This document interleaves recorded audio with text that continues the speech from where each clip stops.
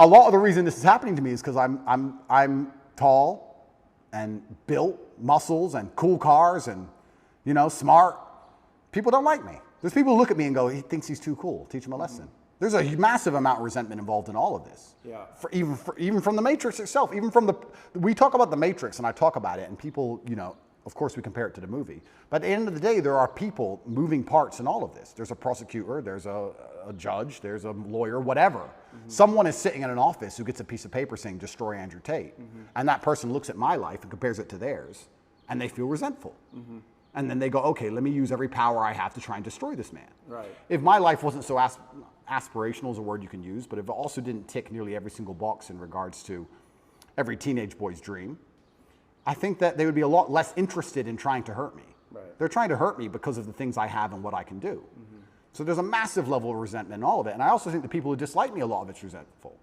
It's either weaponized virtue or resentment. Right.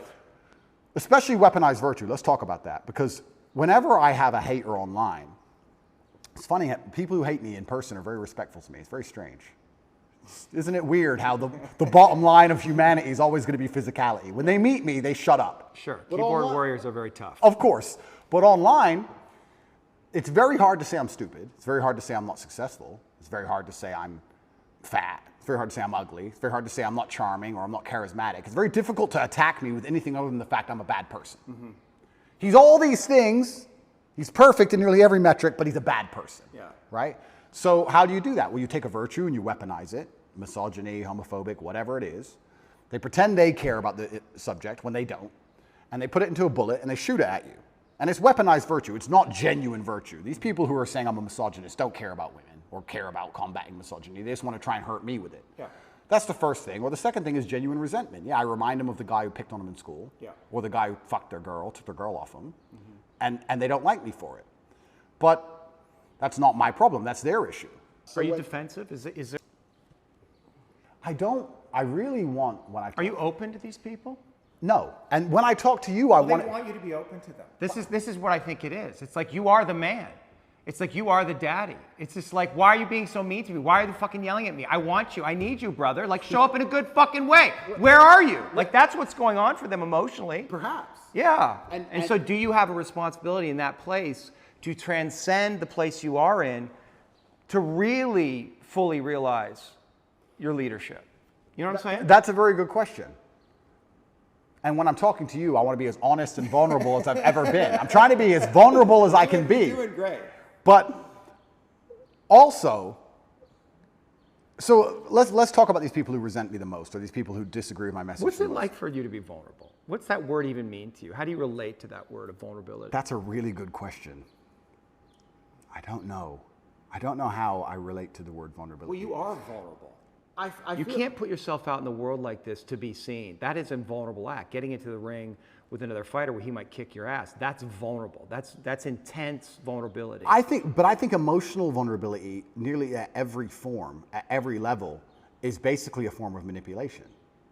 So maybe that's just how you experienced it growing up.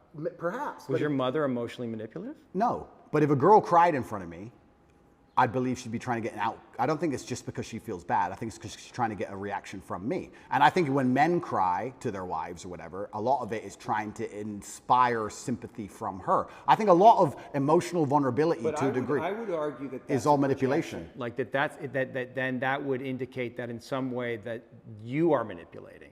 We all manipulate each other. Well, that's what I'm saying. So if you're seeing manipulation in others, that must also exist in you. And I guess that's the question. Is there a way, right? Like, can you actually not be manipulating?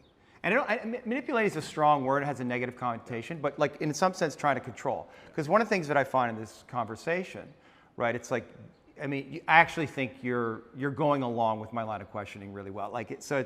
You're not trying to control everything, but there is a way, right? That you have a tactic. You're trying to control things. You're trying to get away from something. You're trying to control the conversation on some level. Of course. But what if you gave that up?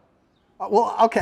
Give it up. Give it up. I'm trying. I'm trying to be as vulnerable as possible. But when like just the idea of it, right? Like what would happen if? Let's do it. I'm trying my very best. Old habits die hard. But don't worry about the result. Just ask yourself the question, like what would happen if you let go of trying to control everything. Just feel into what that would feel like. But that goes back to the point about what vulnerability is, because I don't think humans are as emotionally incontinent as they pretend to be. And I believe that when you truly feel pain or truly feel trauma or something really bad happens to you, the result to that is usually silence. I don't think you talk very much at all. So people, you ask me, what is it like to be vulnerable? Well, to me, that's not crying. That's not... I think when anyone's doing that, 99% of the time, it's a manipulation tactic, I believe, personally. Maybe that's just my personal experience. But yeah, maybe. But I think especially with men, I think it's a manipulation tactic when they try and show too much emotion, and women do it as well. And I don't react very well to it. If someone were to sit in front of me and start bawling their eyes out, it's very hard to elicit sympathy from me for that reason. I feel like you get sympathy from me by sitting and explaining to me why something bad happened to you in a logical, calm, stoic manner. If someone starts crying in front of me, I feel like they're trying to manipulate me, and I don't buy it. Or maybe you judge it in them because you judge that in yourself. Perhaps. I mean, it's my human experience, right?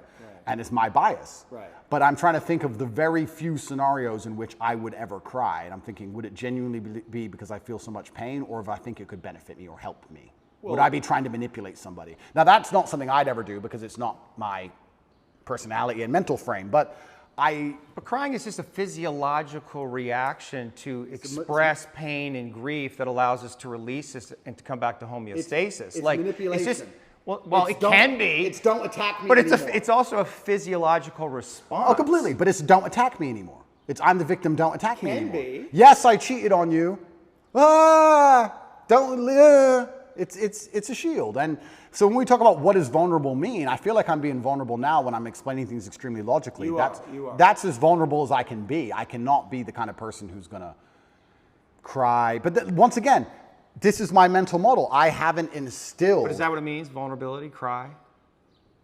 I guess vulnerability. What about admitting your weaknesses? I'll admit my weaknesses What right are now. your weaknesses? Then this is so interesting because I will tell you. No, it is because I'll tell you. I'll admit my weaknesses, and I will.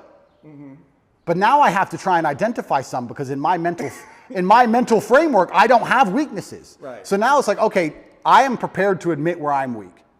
Where am I weak? Well, I've tried so hard for so long to make sure I'm not weak anywhere. And